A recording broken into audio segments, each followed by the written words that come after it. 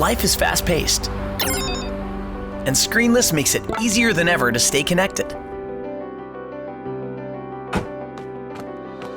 Our device-free technology helps you reach your goals and get stuff done.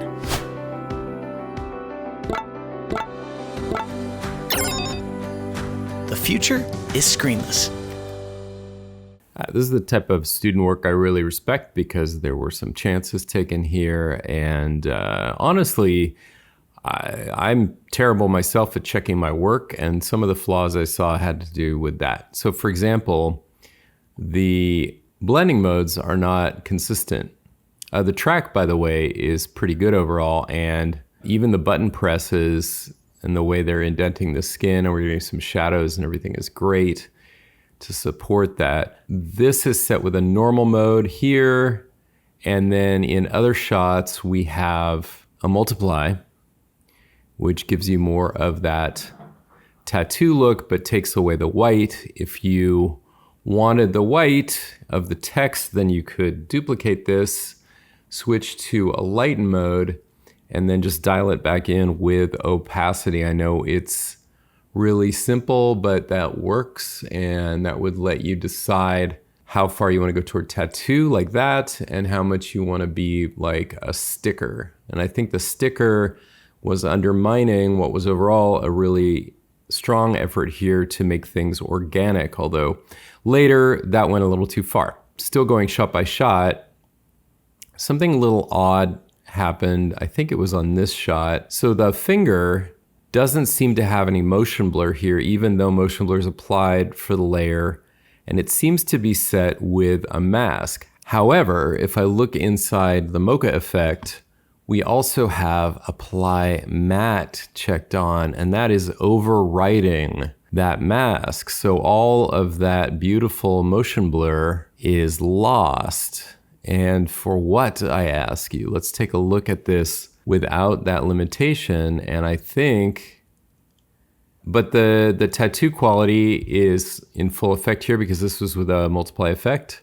So again, we probably wanted a combo of the two. On the next shot, here my main quibble is with placement of the element. It feels small and awkward, kind of low on the wrist. I want to see better what's going on, but also I want it to not be awkwardly placed, and I want there to be continuity with the following shot.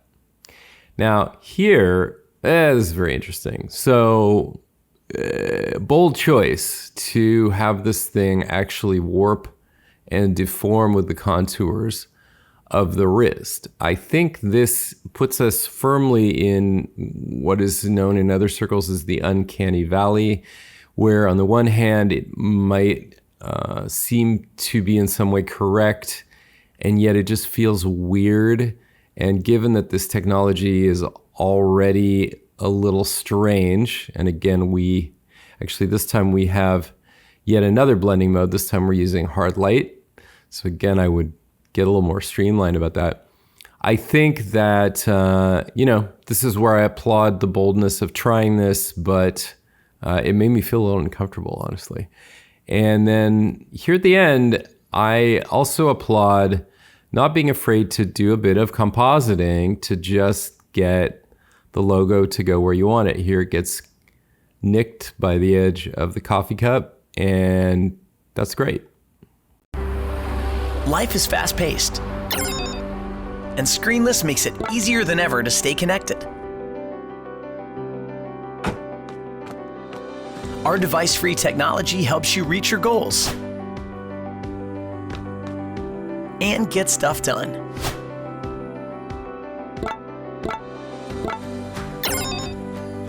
The future is screenless. This one is pretty strong overall. There are a few little bumps in the tracks, but I just want to call out some things that might be helpful to others who worked on this. One thing I did want to say here, this type of organization of the main timeline is okay, but I liked that last project, if you noticed, where this main timeline only had one layer per shot and each shot was in a subcomp. Because now when I dig down in here, if things are twirled down, I have to start doing a lot of scrolling to figure out how deep stuff even goes. This shot was the most challenging for a lot of people in terms of tracking. And let's just take a look. So this student in Mocha was actually able to nail it. And I saw a few different passes in this project, but just getting it down to this very small area that stays consistent enough that it worked as a basis for the track. So good persistence on that one. And overall, the look of this, I think, is pretty good. I wasn't crazy about the stroke around the edge of the interface, even if that was there in the design. I think it's kind of blowing the gag here. This doesn't look as integrated to that wrist as it would without that. There might also be something about getting a little more of the shading in here. I know that was a big challenge with this, but again, this is feeling a little bit more like a sticker, and I've already shown you if you really want to make it tattoo-like with that multiply mode as a basis, you can do that.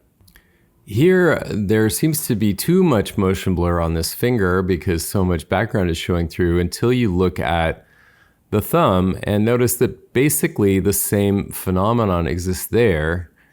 So I'm actually not going to fault that, and I didn't call it out. I think it's great.